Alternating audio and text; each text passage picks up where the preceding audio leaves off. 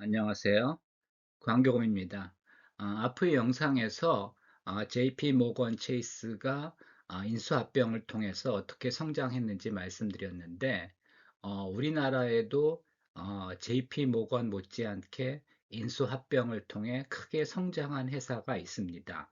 SK그룹입니다. SK그룹의 모체는 1953년 최종건 회장이 세운 선경직물입니다. 하지만 안타깝게도 이제 최종건 회장이 젊은 나이에 이제 별세하셨습니다. 그러면서 이제 동생인 최종현 회장이 물려받아서 경영을 했고요. 최종현 회장이 이제 현재 최태원 회장의 아버지가 됩니다. 최종건 설립자인 이제 최종건 회장은 최태원 회장의 이제 큰아버지가 됩니다. 당시에 이제 선경직물은 스마트 교복등 뭐 이제 저희 세대는 아는데 요즘 세대들은 이제 잘 모르죠. 그래서 당시에는 하여튼 이제 대부분 교복을 입었고요. 특히 이제 스마트 교복이 가장 유명했었습니다. 당시 우리나라는 이제 섬유업이 가장 그 경쟁력 있는 산업이었고요. 이제 캐시카우였죠. 그래서 이제 당시에는 섬유 회사들이 잘 나가는 회사들이 많이 있었습니다. 뭐 코오롱, 동양나일론 이런 회사들이 당시에는 우리나라 최고의 우량 기업이었죠. 그런데 이제 SK그룹은 그런 캐시카우를 바탕으로 세 번의 인수합병을 하는데 세 번의 인수합병을 통해서 국내 2위 또 이제 세계적인 기업으로 이제 성장을 하게 됩니다. 첫 번째 기회는 이제 1980년에 찾아옵니다. 당시에 이제 정부가 어, 공기업인 대한석유공사를 이제 민영화하게 됩니다. 그런데 이제 입찰 조건에서 재벌의 집중을 막기 위해서 삼성, 현대, 대우 등 이제 대기업은 배제하고 입찰을 하죠. 그리고 이제 당시에 럭키금성은 GX 칼텍스를 이제 가지고 있었습니다. 그래서 이제 선경그룹이 낙찰을 받습니다. 당시에 이제 유공을 인수하는데 지급한 돈은 672억 정도고요. 현재 가치로는 뭐 한 5천억에서 한 6천억 정도 된다고 봅니다. 이 회사가 현재의 SK 이노베이션이 됩니다. 두 번째 기회는 1994년에 찾아옵니다. 당시에는 우리나라의 이제 이동통신이 한국이동통신 독점이었죠. 그리고 이제 정부가 제2종 통신 사업자를 모집을 했는데, 당시에 사실 선경그룹이 제2종 통신 사업자로 이제 선정이 됐습니다. 근데 이제 당시에 선경그룹이 노태우 대통령의 이제 사돈이 되었죠. 그래서 이제 대통령 사돈 기업에 대한 특혜다라는 논란으로 인해서 선경이 사업권을 포기합니다. 그리고 이제 나중에 한국통신 자회사인 한국이동통신을 이제 민영화하는데 이때도 이제 그 대기업 그러니까 뭐 삼성, 현대, 대우 그다음에 이제 럭키금성은 배제한 채 입찰을 합니다. 그래서 이제 선경그룹이 낙찰이 되고요. 4,271억에 이제 인수를 합니다.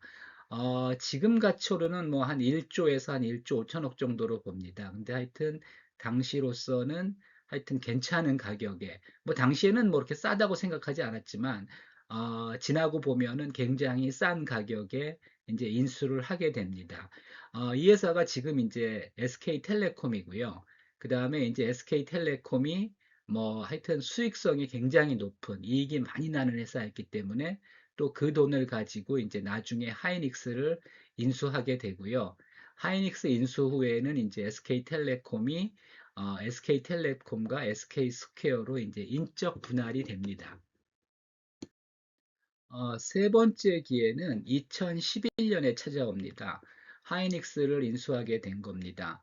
하이닉스는 이제 IMF 때 현대전자와 LG 반도체가 이제 부실화되죠. 그래서 이제 정부가 빅딜 정책에 따라서 둘을 이제 합치게 하고 이때 이제 규모가 조금 더 큰 현대전자가 이제 LG 반도체를 인수하게 됩니다.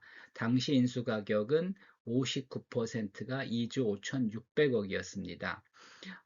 그 후에도 반도체는 이제 시클리컬한 산업이죠. 그래서 이제 적자 흑자가 이제 반복됩니다.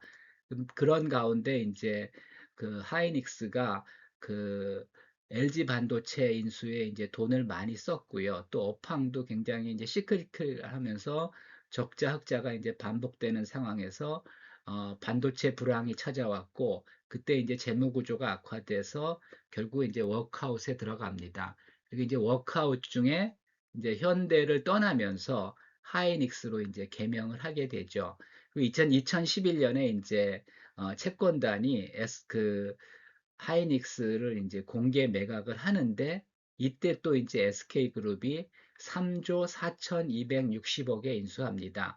이 가격이 그렇게 비싼 건 아니지만은 이걸 인수할 수 있는 회사는 사실은 뭐 LG그룹과 그 SK텔레콤을 가지고 있는 SK밖에는 없었습니다. 근데 이제 LG그룹은 이때 이제 이렇게 상황이 좋지도 않았고요. 또 이제 그 과거에 LG 반도체 판도는 데이컴 인수에 다 썼기 때문에 뭐 좀 무리하면은 인수할 수도 있었지만은 LG그룹의 이제 기업 문화가 그렇게 무리하는 그 스타일이 아니죠. 그래서 이제 LG그룹은 불참했고 SK그룹이 이제 단독으로 참여해서 3조 4,260억에 인수를 하게 됩니다. 이 회사가 이제 현재의 SK 하이닉스입니다. SK 하이닉스는 과거에는 반도체 경기가 이제 좋을 때만 흑자가 나는 회사였습니다. 2023년도까지만 해도 대규모 적자가 나기도 했습니다. 하지만 SK가 인수한 이후로는 이익이 많이 난 적도 있습니다. 2017년, 18년에 이익이 많이 났고 또 작년부터도 또 이익이 많이 나고 있습니다. 그래서 이제 2018년에는 2017년, 18년에 이제 수익이 좋았기 때문에 그 돈으로 키옥시아, 도시바의 이제 반도체 사업이 분리된 회사에 3.9조를 투자하기도 했고요. 지금은 그 가치가 20조 정도에 이릅니다. 또 2020년에는 인텔의 SSD 사업과 중국 낸드 공장을 90억 불에 인수하기도 했습니다. 분할 납부 방식으로 이제 인수를 했는데 25년 3월에 완납을 했습니다. 특히 이제 최근에는 하이닉스가 HBM에 이제 배팅을 해서 독보적인 경쟁력을 확보하죠. 반면에 이제 삼성전자는 HBM이 그렇게 유망하지 않다고 판단해서 초반에는 이제 투자를 많이 하지 않았습니다. 그래서 현재는 AI 시대가 열리면서 메모리 시장이 주로 HBM 위주로 이제 재편되었고요.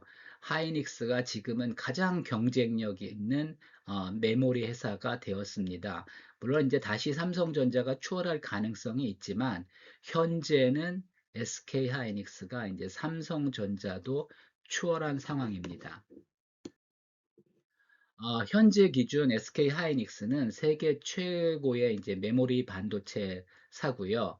HBM 시장이 폭발하면서 현재는 삼성전자도 압도하는 그런 상황입니다. 물론 다시 삼성전자가 이제 SK 하이닉스를 추월할 가능성도 있지만 현재는 사실은 SK 하이닉스가 이제 앞서 있는 상황이고요. D램도 잘하고 있고 특히 이제 인텔의 낸드 사업을 인수하면서 D램과 낸드 둘 다 이제 경쟁력을 확보하고 있고요. 최근에 AI 붐과 더불어 이제 SK 하이닉스 주가가 폭등하면서 현재 시가총액은 645조에 이르고 있고요. 세계적인 메모리 반도체 업체로 성장을 했습니다. 그 다음에 이제 SK그룹 지분만 하더라도 129조에 이릅니다. 명실상부 뭐 하여튼 현재는 메모리 1등이고요. 뭐 삼성전자와 앞으로도 뭐 엎치락 뒤치락 하겠지만은 하여튼 양강 체제를 구축해가는 그런 상황에 있습니다. 이런 세 번의 M&A를 통해서 SK그룹은 뭐 국내 2위의 이제 재벌 기업이 됐고요. 세계적으로도 손꼽히는 뭐 AI 시대를 이제 이끌어갈 수 있는 메모리 업체가 됐습니다. 그래서 이제 SK의 지배 구조를 보면 최씨 일가가 주식회사 SK를 지배하고요. SK가 이제 SK 이노베이션, SK 스퀘어, SK 텔레콤을 지배합니다. 그 다음에 이제 중간 그 지주회사인 SK 스퀘어를 통해서 SK 하이닉스를 지배하는 이런 구조가 됐습니다. 그래서 SK는 세 번의 M&A를 통해서 한국에서 2위, 또 세계적으로도 뭐 굉장히 그 IT, 반도체에 이제 경쟁력 있는 기업이 되었습니다.